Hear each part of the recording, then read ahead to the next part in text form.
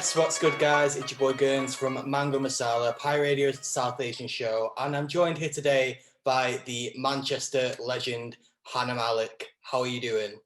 I'm doing great, thank you. First Zoom call I'm Matt. How are you? Yeah, I was literally just saying before we started this interview, how have you been through a whole pandemic and not used Zoom? Like, it's literally been like a year. Yeah, no, like literally I had to sign up when you said let's do a Zoom meeting. I was like, okay, let me put my email in because it wasn't there before. So what have you been doing with your time throughout the whole past 9-10 months then? Yeah, I've just been doing music, a lot of writing, trying to teach myself how to produce on Logic. Tell me about it. I was literally last week I was interviewing Freezy and Joash, and they were literally talking about, they were saying about how they used they are obviously doing that for uni, and they literally they're learning how to do what I'm literally like just messing around with the trial and error for us. Like literally, it's like this sounds bad. Let me just never use that again. Like that's my process for Logic Pro. Like honestly, it's hard. I'm just you know how you can like edit like the volume. I'm literally just volume up, volume down. That's the extent of what I know how to do. It's fine. I'm on lockdown. We've got the time. True that. So how have you been doing then? Like, how's your week been? How's your third lockdown been? Like, it's been all right, to be fair. Yeah, I've just been doing a lot of music, trying to sort out my releases, like get a proper order in place, get a proper structure.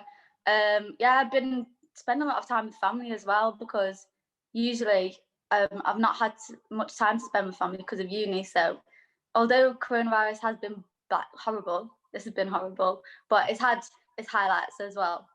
sure, yeah, definitely. I think it's unique to individuals. Like I've seen a lot of talk about how it's been so bad, and it definitely has had negative impacts on people that will be evident for time to come. But at the same time, for some people, it actually has been beneficial. So you said you'd just finished uni, right? So have you gone into any other employment, or have you just gone straight into just music? Like, just music, but I am looking for employment because the music doesn't fund itself. yeah. It's Maybe not yet. Hopefully, eventually. yeah, no, obviously, but it's an investment. They always say that, don't they? Like you've got to put it in to see the return, like any investment. So yeah, I am looking for a job, but I've not got the experience, so I keep getting rejected. It's really sad. I think now especially is a particularly hard time to be looking for jobs, like because I know I've seen so many posts about positions that would normally have, say, like 40 applicants, and they've literally got in the thousands, like literally because so many people have been put out of work by COVID and furlough, etc. So yeah, like 10 p.m. curfew. So I wanted a job like in Nando's or something, or even I was going to apply to Zeke's, but they were like, because of the 10 p.m. curfew, everyone that's already on a rota, they've not got enough time for themselves anyways. So there's no way you can add other people in. So it's just like, it's a bad cycle. It's just going to have to. Well, at least you've got an excuse to be putting all your time into music. Yeah. You know what I mean? Yeah. There's now. Cool. So obviously the main point of this interview is you have your new track coming out, Woke Up, which is it the 11th of Feb that's coming out? Yeah. Tell us a bit like what is the track about? Because I've had like a little listen to it beforehand. Is there some sort of like hidden metaphor, or is it just like you're literally, because I was listening to it and I was like, you know what, I can actually imagine like this being like my alarm, like waking up in the morning and sort of like starting my day, like sort of thing, like it. But is there any like sort of hidden meaning, or is it just You've heard it. What do you think when you listen to it? I think when I listen to it, it's sort of like about just getting on that grind, like just like sort of just getting on with your day, like just moving on no matter what comes your way, just getting on with stuff basically. Yeah, basically, in essence, like it can be applicable to one day, or it's applicable to, do you know when you have those days when you just wake up and you think, right, today's the day I'm changing. Today's the day I'm gonna do what I want to do, like focus on myself, focus on what I love. And yeah, like what I say, like if you don't see eye to eye, it's me, myself, and I. That's just at the end of the day, you need to protect yourself. And if someone's not cutting it, cut them off. If Yeah, someone's I think cutting it, change and make a better change. I think lockdown especially has been especially revealing in that sort of really showing people that if people aren't providing that good energy, then there isn't really any obligation for you to keep them around, sort of thing. Yeah, it's just like good time friends, really. So, Sure. yeah. So, how did the track come about? Did you always have it in mind, or did you collaborate with anyone for the production, or how was the process of creating it? So it's produced by T4K, and it's about we made it not even last December, like it was like winter 2019. So Oh, okay. been like a year and a bit now since we made it. And yeah, I went to studio. Me and T4 wrote it together. Yeah, that's it basically. As a process where you can't go on your phones really. You're meant to. He likes you to just be in the moment. So yeah, like it was good just bouncing back and forth and made the track. Mhm. So had you always like planned for it to be released so long after the actual creation had took place, or is that just it feels right to release it now, sort of thing? Yeah, no, it just feels right to release it now because I feel like 2020 was like a warm up year for me because even though I released Shine in New 2018, I don't class it as my first like single. I class Take It So as my first single. So yeah, it's just I felt like it was a good time to release it in 2021 because like I said, woke up, it's a new day. New It's a new Year. yeah, yeah. Yeah. Basically. That's so yeah, that's basically what happened. Actually, it was shorter originally, and then do you know the first verse? I added that in afterwards. Okay. So that's a minimal like recent addition to it. Yeah, Yeah. that was probably like summer. No, it was summer, this summer. So are we getting a music video for it?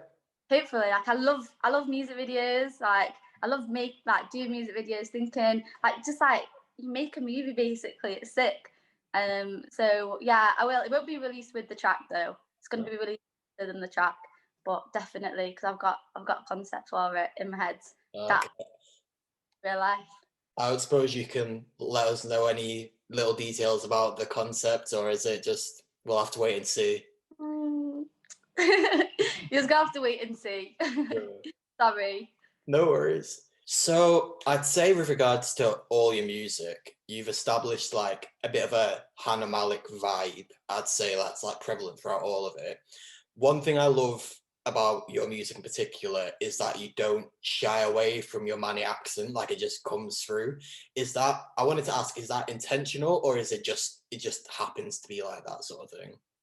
Yeah, no, it just happens to be like that. I feel like my singing voice it's pretty similar to my normal voice, so it's hard to turn off the accent. Like, do you know when I hear people like English singing in an American voice, I just Mm, think how you do that, like it's hard enough to focus on what you're doing, and then you're gonna add another layer of putting a voice on. Like, yeah, yeah. it's so much easier to just be yourself. Exactly. And like I used to do like quite a bit of music like in school and that. And I remember having singing lessons at one point and it was always an inquiry and stuff like that. You're always taught to basically sing proper as well. And proper is this quite posh southern pronunciation and accent of things, and Same that's thing. why when I listen to your music, I'm like, it's almost like the only other person who I can really think that does it like that is maybe like Oasis. Do you know what I mean? Like Oh, they aren't ah, afraid to like just be themselves, sort of thing. ah, thanks for comparing me to Oasis. Okay. Yeah, Okay. Liam Gallagher's watching this fuming. Yeah, our kids. I am our kids. It just happens. It's just the way my music is. Like I don't think that will ever change. But it's just me. So, how long have you been doing music for? Has it always been your main passion? Because I know you said you studied psychology. So, has music always been at the forefront? Or, yeah, tell us a bit about how you actually got into doing what you're doing now? When I was 13, so at year 8, 9, I just started writing. I think I was listening to a lot of Paramore back then. I love Hayley Williams. So yeah, I just like only exception, like just feel, like it made me feel things. I was listening to like Amy Winehouse as well. She was an amazing lyricist, like tells stories through her lyrics, her songs. So yeah, I just got into it. I started writing. I can remember my first song. It was something like "The leaves are going brown too quick. We need to slow down and take a pic because they're red and scattered on the floor," something like that. But yeah, I wrote since then, and then I actually didn't start making music till 3 years ago. But yeah, it's always been the plan. Like ever since I was little, I was like to my mum, like, I want to be a singer. I want to be a famous singer. She'd be like, just do education, Hannah. My dad's like, it's okay, just do education. Like, because for like brown parents, what they used to say to me is like, you either need luck in the industry or you need to know somebody. And growing up, I've not had anyone around me that does music. No one in my family does it. None of my friends ever did it. Like the first time I was around it was when I first went to studio with YJ and made Shine On You. So yeah, but I was just like, no, like I'm gonna do it. But I had to do psychology first because obviously my parents, they just want in their hearts to know that I have like a fail safe.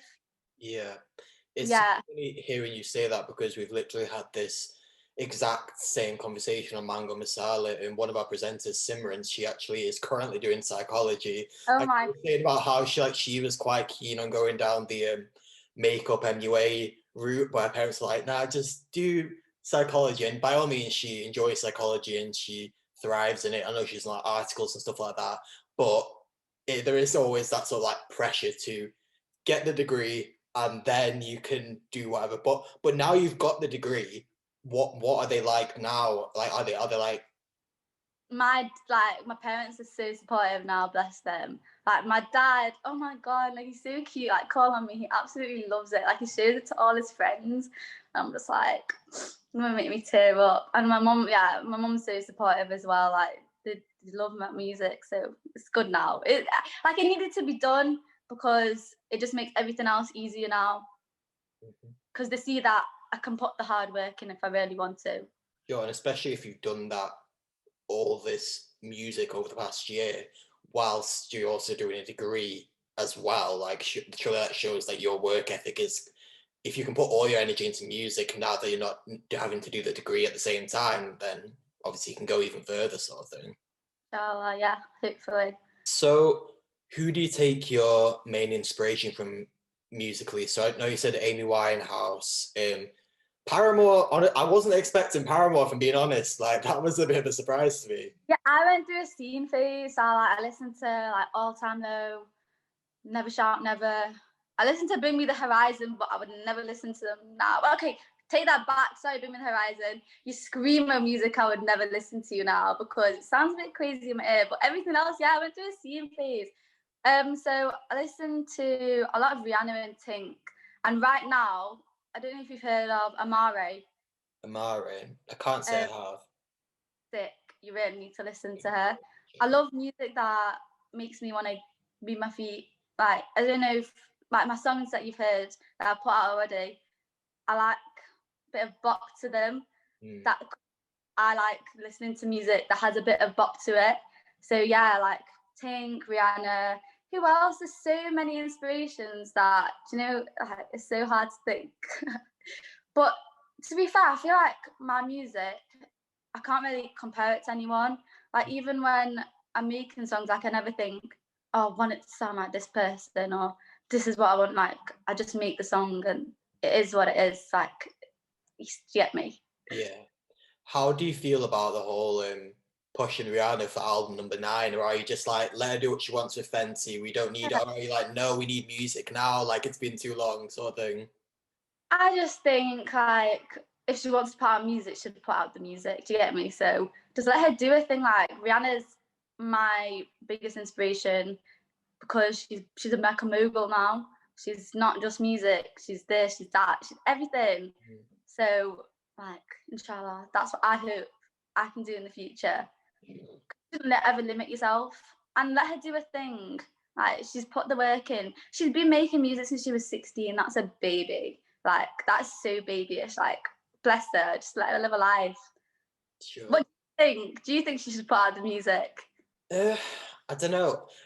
I think from a selfish perspective, obviously, I'm like, we could all use that right now. But obviously, I would never be like, she's being selfish. Why is she not putting it out? Like, you know what I mean? Like, obviously, do what she wants to do, and what she's been doing with Fenty as well, and obviously amplifying diversity within makeup as well, which is obviously it's crazy Yeah. that wasn't done. Well, it probably was done before, but it's crazy that it wasn't done to that level before she came along and decided actually.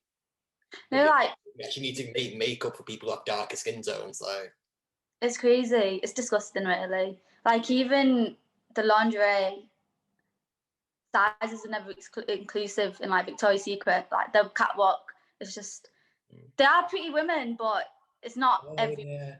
That. They did that in what's it called? They did a catwalk, didn't they, for Savage Yeah. Fenty, which obviously was really good in terms of diversity. But one thing I don't know how you feel about this personally. They obviously had a bit of controversy regarding one of the costumes, but I thought personally the way that she handled it and apologized and owned up was actually really. I think a lot of moguls, I think that's the correct word, wouldn't necessarily own up or wouldn't take accountability, but she actually did, and she said, "I'm sorry, I didn't realize that," and you know what I mean. So how do you feel about that? Yeah, do you know what? I didn't see this costume thing. I did see that. I think it was one of the songs. It used like a nasheed in it, and that was. Oh, Didn't see that. maybe that's what it was. I couldn't remember exactly, but I knew it was something relating to the Muslim faith, and that Yeah, she didn't realize, and that with the way she apologized afterwards, and I and don't know. It's sort of like once you've done it, you can't really do anything else. Like what's done is done. So all she can do is hold herself accountable and learn from that. Obviously, if she repeated that in the future, like then Rihanna, like, come on. But she would. I hope so. News. Otherwise, that's my idol gone. and literally everyone seems to be having him dirt revealed on them these days. It's literally Yeah. Cancel. I think some people do need to be cancelled. Like, yeah. No, yeah. that's why I have a problem. That's why obviously cancel culture can be toxic in so many different ways, but at the same time, there are certain people that need to stop being able to benefit from Yeah. that form. Platform. Yeah, Yeah. sure. So, you've talked a bit about your experience growing up with not necessarily much musical inspiration around you, um, in terms of your close circle. But what is your ethnic background, and does this inspire music in any way? Because I know "Call on Me," which is interesting, how that's the one that your dad liked the most. Do you reckon that's because of the sample in it, and because it's probably the most relatable, or what do you think? Probably a bit of the sample, a bit of, I think he just likes my flow on it. Like, he likes how I sound on it. Yeah, that's it. But my background's Pakistani. Mm. What's your background? So I'm half Indian, half white British. So Oh, yeah, but then obviously Carlos, everyone just immediately thinks, oh, he's and Spanish or Brazilian or yeah, something. But yeah, it's literally like the bane of my life, honestly. That's why, like, on radio, I go by Gurns, because I'm literally like, that way, at least no one's making any I'm assumption brown. like straight away. Like, literally, Yeah. yeah, literally, yeah. Anyway, this interview is about you, so Oh, let's focus on you. So you said obviously your background is Pakistani. Has that influenced your music in any way? I think production side, it has, but vocally, no, because I grew up listening to, although like I could go through a mill jar, like on journeys, car journeys, that's a song that I remember playing all the time. My mum had this one CD and a couple tracks in it, but that was one track on it, and I just remember like being going through the Pennines, listening to it. It's a magically beat, and she sings so nice on it. So yeah, that it's definitely influenced that, but that not really in terms of what I'm actually saying or how I'm saying it. Yeah. So how has your experience been? So I know you said you've only been doing music properly for 3 years, but obviously we know there's been a lot of talk. I think especially more recently, people have been coming forward talking about navigating the music industry as female artists, but obviously there's that extra layer if you're a woman of color as well. So have you had how has your experience been navigating your way through the music industry as a Pakistani woman trying to make it in the, correct me if I'm wrong, mainstream music industry, basically? Yeah. So far it's been okay. I feel like I've not because, like I said, I only started releasing properly this year, and it's been coronavirus time, so I've not really had the full experience. I guess I've not been around enough people to really get both the good and bad. But what I can say is, as a woman, and probably as a woman of color, a lot of people try and put you in a box, try and say, you should sound like this, you should look like this, you should do this, you should say this, and they'll try and say like what you're doing's wrong, or like how you're putting out your music's wrong. And like, I just have to say, like, this is my journey. Like, I started it on my own, and I'm gonna do what I feel like is right. And you just need to trust in yourself, because yeah, people will try and tell you what to do. That is one thing as a woman, and it's jarring. Don't do. Yeah. Sure, it's good to see that you're like holding your own and not willing to let people, or especially men, dictate how you how you're doing things, basically. Yeah, you can, because at the end of the day, like, you do, well, not all the time, but more time you do know what's best for you. And if you're not putting out what you want to put out, you're never going to love it properly, because always it's not for you, it's for someone else. You need to do it for yourself. Yeah. Sure. Yeah. Obviously, at the start of this year, you made it onto BBC Asian Network's Future Sounds 2021. Well done. Can you tell me a bit about like how that came about?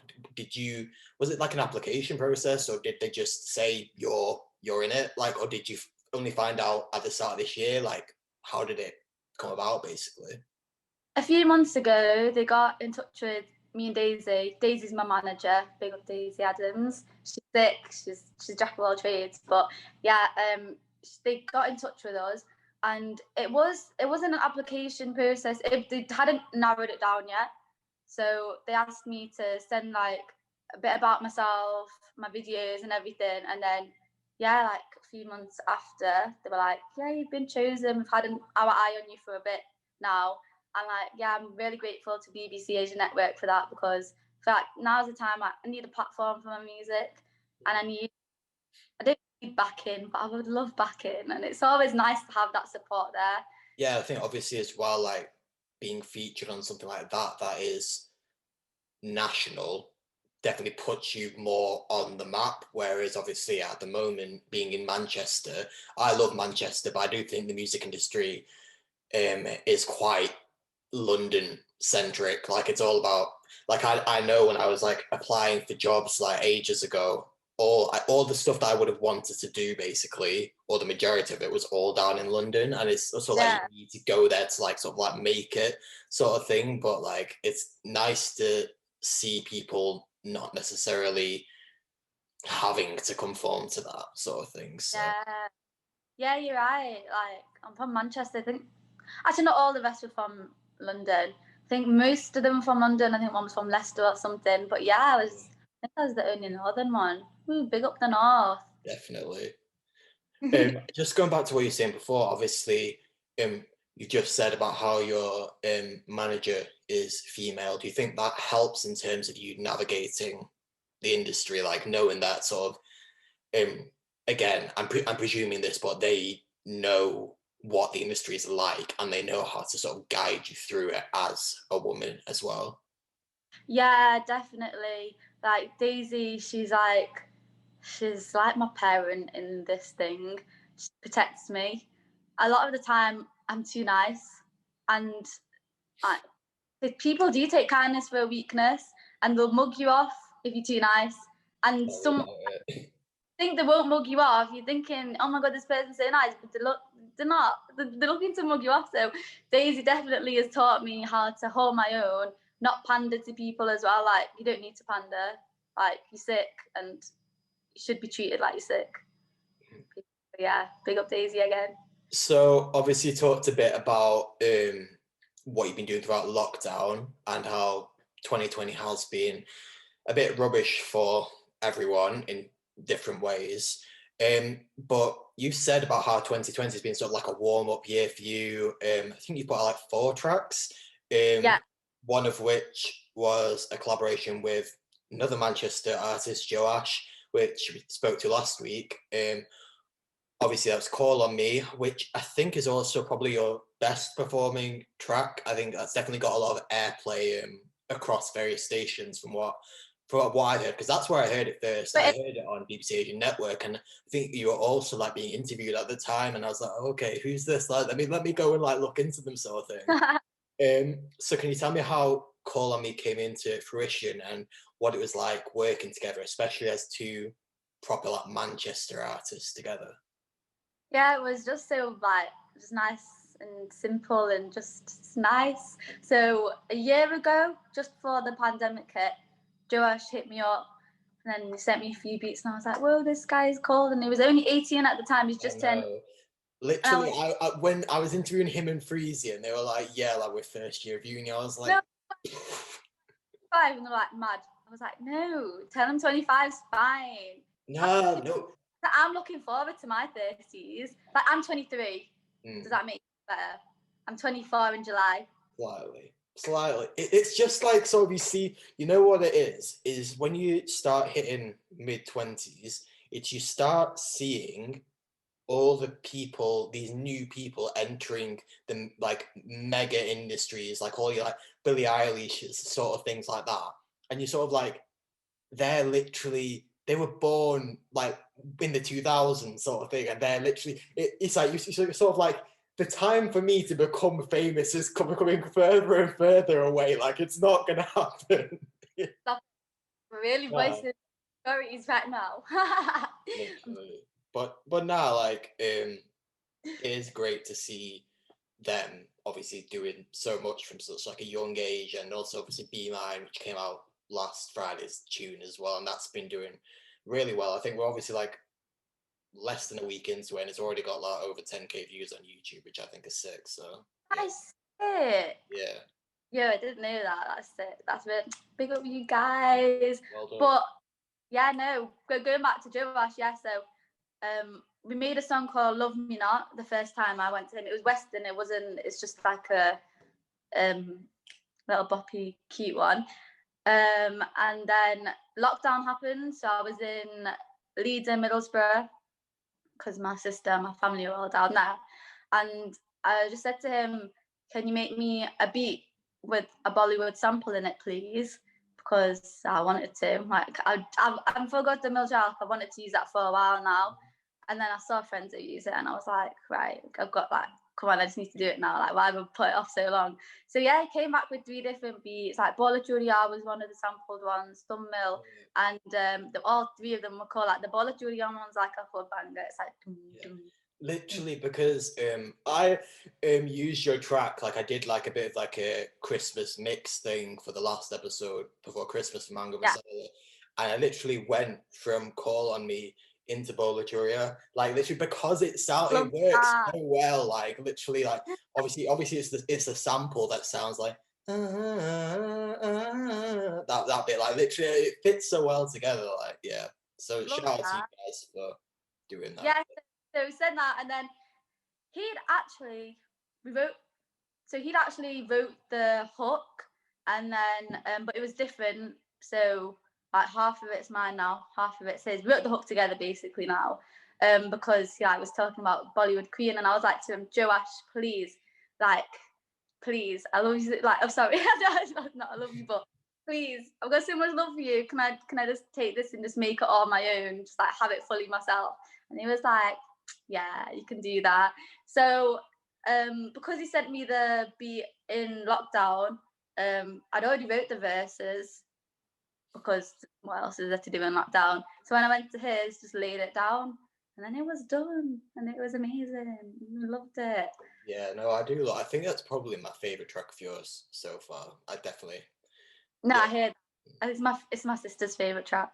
Where, because I love the music video as well, like, can I just ask, where's that corner shop? Because I swear it looks like familiar, but I don't know if I'm just imagining it, like, sort of thing. It's where is it? Is it Moston?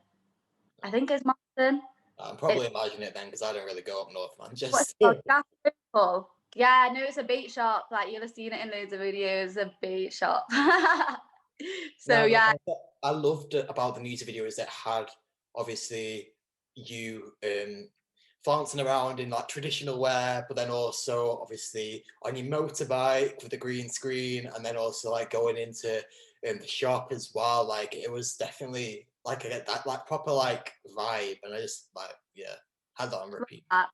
yeah, I wanted that. Like it was like too like girly, not as westerny scenes. I mean, the West. Well, to be fair, there was one scene with my friend Tausif, the guy in the video, Oh yeah. and then the other two scenes, the motorbike scene and the shop scene, yeah, they were more western, and I just wanted to show like my two sides, basically. Just Hana Malik. So coming to the end of the interview now, I just want to ask, what can we expect from you in 2021? Have we got any plans for a sort of project as opposed to singles, or more singles, or what's in the works basically? Couple more singles, yeah. I've got them planned, and then definitely an EP in summer. I'm a summer baby. I want to release my projects around my birthday. I'm not putting it though, but it's definitely going to be in summer, and I will release an EP in summer. And Yeah. you reckon it'll be sort of similar sort of music to what you've done before, or anything a bit different? Is there anything that you want to maybe venture into, or? It'll be just a mixture really, because I feel like it's my first EP. It's an introduction to my sound. And my sound can be quite varied anyways, but it will still have that Hana Malik vibe, like you said.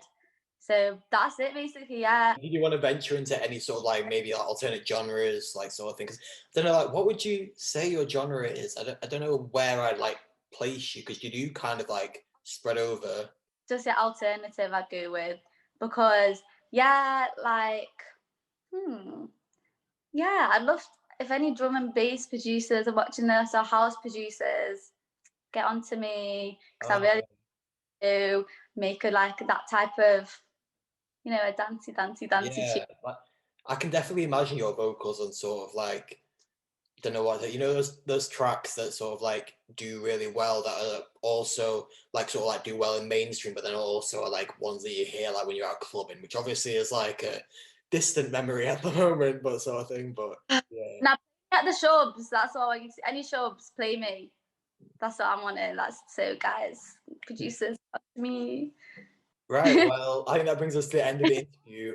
Thank you so much for taking the time to speak to me, and look forward to seeing Woke Up come out mid-Feb, and also other singles, and I'll be keeping my eye out for that summer EP as well. So yeah.